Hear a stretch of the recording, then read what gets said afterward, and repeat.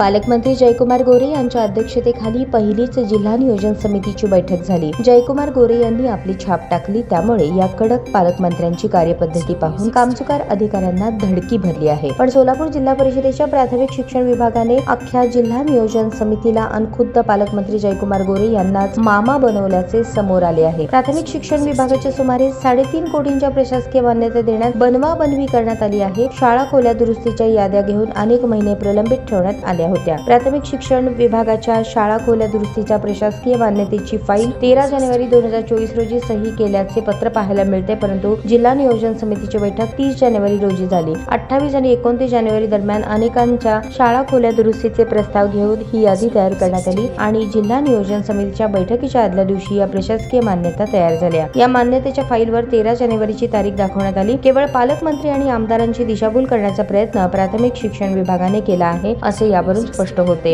या टेबलला असलेल्या लिपिक पटेल यांची भूमिका यामध्ये संशयास्पद वाटत असल्याचे जिल्हा परिषदेत बोलले जात आहे। तत्कालीन प्राथमिक शिक्षणाधिकारी किरण लोहार यांच्यावर लाचलुचपत प्रतिबंधक विभागाची कारवाई झाली होती। त्यामध्ये सह आरोपी म्हणून पटेल यांनाही पोलिसांनी उचलले, परंतु त्यावेळी पत्रकारांच्या बातम्यांमुळे पटेल वाचले, अन्यथा त्यांच्यावर निलंबनाची कारवाई झाली असती। या 3.5 कोटींच्या प्रशासकीय मान्यतांमध्ये ज्या तालुक्यातील गावे आहेत त्या आमदारांनी ही यादी तपासून घेतल्यास निश्चितच सत्य समोर येईल। मागील काही दिवसांपासून प्राथमिक शिक्षण विभागाच्या कारभारावर प्रचंड नाराजी व्यक्त करण्यात येत आहे। पालकमंत्री जयकुमार गोरे यांनी ज्या पद्धतीने जिल्हा आरोग्य अधिकारी आणि जिल्हा क्रीडा अधिकारी यांच्या चौकशा लावल्या, त्या पद्धतीने प्राथमिक शिक्षण विभागात चाललेला सावळा गोंधळ याकडे लक्ष घालावे अशी मागणी होत आहे।